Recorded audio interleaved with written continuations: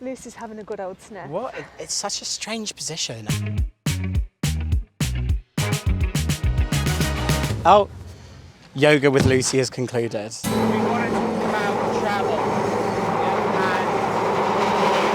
Yeah, it's a bit noisy on the tube, but what we're trying to say is that we're on our way to chat to staycation guru Rachael about all things doggy travel. That's me in the denim shirt, and joining me is our in-house producer, Ollie. And behind the camera, we've got Alex. So, how did I end up chatting to people about their pets for a living? Well, I've been working in the pet industry since 2017, but more importantly, I've always been a bit of a nosy Parker who loves to find out things like exactly why people love their pets so much. So now, myself and the Many Pets team are on a mission to build the ultimate guide to all things pet parent related. Yeah, so we're off to see Rachael stay. She's got a lab with Borador. A Borador, you remember well. Hello, Lucy. Hello. Oh my gosh, hello, gorgeous. She slept on the train. She's used to trains now because we've done this a few times. Yes, so. Good for her. Yeah. You had to kind of build her up to train travel, right? Yeah, we did a few shorter journeys and she was quite nervous. For some reason, I think she must know coming down to London, seeing you guys. She quite enjoys it. The first time in a car was the first journey home. Right. So we made sure to drive really carefully. Obviously I followed security procedures by having the right things in place. What are the security procedures and having the right things in place? By having little seatbelt clips or by having like car crates. So there's different options depending on what's most suitable for you, what size car you've got, how it fits into the rest of your family. Lots of new sniffs. Can you imagine just being a dog and being like, oh my God, sniffing is the most interesting thing I've ever done in my life? Brilliant for enrichment though, isn't it? I mean, I don't get any stimulation. enrichment from it, but Yeah. dogs do. When you're going on a road trip with Lucy, what's on the shopping list? What's in the bag? What are you preparing? Always the essentials like poo bags, treats. In terms of like the shopping list, we always try and take an extra new toy, so we buy a new toy intentionally just to provide that. Clever. I always take like pet safe cleaner, kitchen towels just in case. God, so it's quite an anxiety-inducing experience then, like before you get a dog in a car or a train or something, right? Definitely, you've got to prepare, and I mean our car now is always ready for a dog to be in it just because we are out and about with her so much. We had to build her up quite gradually. Okay. So we started off with little local trips from literally just popping down the road to going to my mum's who's about half an hour away. Right. And from there we've built her up. So the longest we've done so far is about 3.5 hours.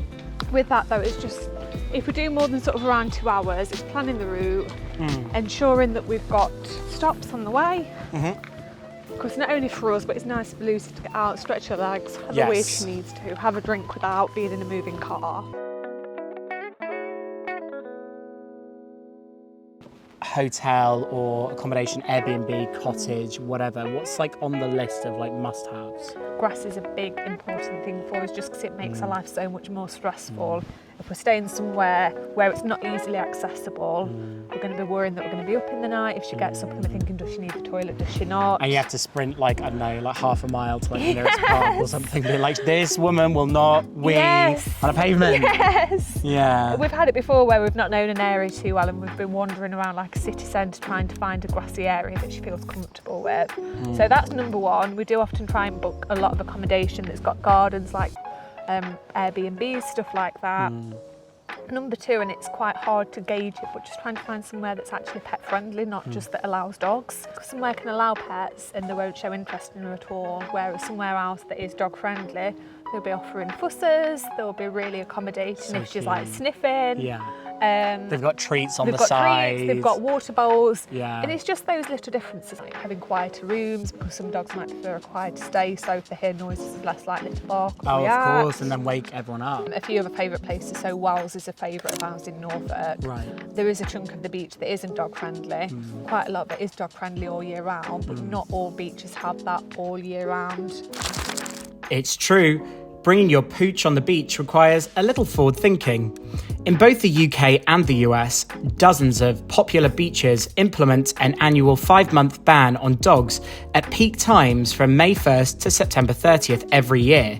If you do try and break these rules, you could be facing a hefty fine. And then you've also been to the Lake District, right? Yes, love the Lake District. So again, quite dog friendly because there's so many outdoor walks, so many different trails.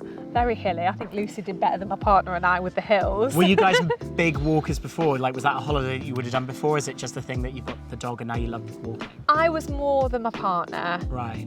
I think because of Lucy, we are a lot more outdoorsy. I was always quite outdoorsy, but Lucy has brought it to a whole new level. Right. We have got a trip this year where we're going to the Cotswolds because there's a Cotswolds wildlife park. Oh my God, I used to love that. I'm so excited to go. It's dog friendly. Not that many like farms and zoos that are dog friendly though. Not a huge amount from what I've found. We have done a horse sanctuary which is dog friendly before, and I quite like the idea of going because it's quite a nice walk for you and your dog to do as well. Yeah. Does the dog get on the horse and like? Not quite. No, okay. Got it. It's not that Maybe dog one day, friendly. not that dog friendly. Had to pick one dog friendly destination in the UK that you are telling everybody about. What is it? Where is it? I'm going to be naughty and say Nottinghamshire. You can't say that. And Derbyshire. I mean Derbyshire technically. No, that's no, come on. There's so much to do there. What do you mean though by that? There's a Peak District, there's Sherwood Forest, there is Attenborough Nature Reserve, there is hundreds of things on a doorstep. A few minutes later. It probably is a toss-up between Yorkshire because we know it so well and we know what there is there. Outside of Yorkshire, I probably would say Norfolk because it has been one of our favourites, both in terms of suitability for restaurants being dog friendly, beaches being dog friendly, but because there is so much of it to explore. Lucy! We have toyed with the idea of going to some of like local islands like Jersey, but then we've also toyed with the idea of France.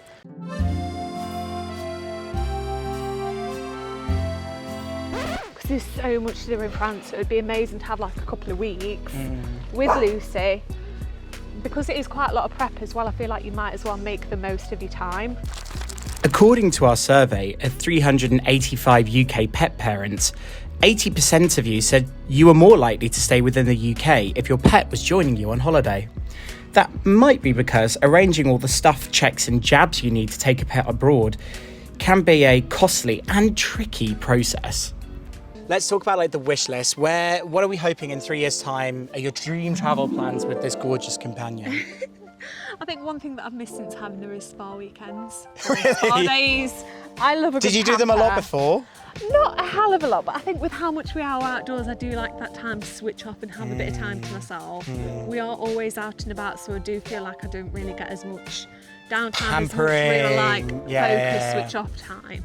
And I am noticing that there is more places in the UK that are like dog friendly spas, as well as us getting the pampering. There is a few that I've seen where dogs also get a pamper, so they get like a What does dog pampering look like?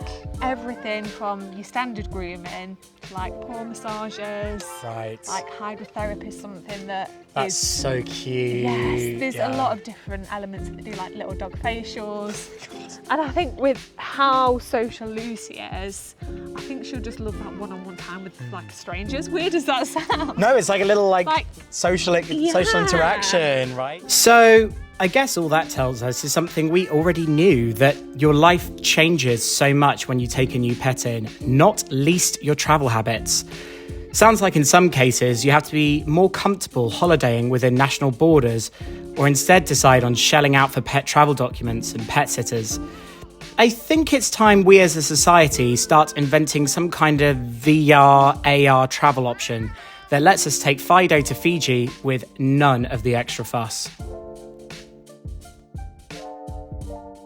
Oh, look at her. She's quite a shy weir in places we don't know, so this makes me very happy. I think that's quite relatable, Lucy.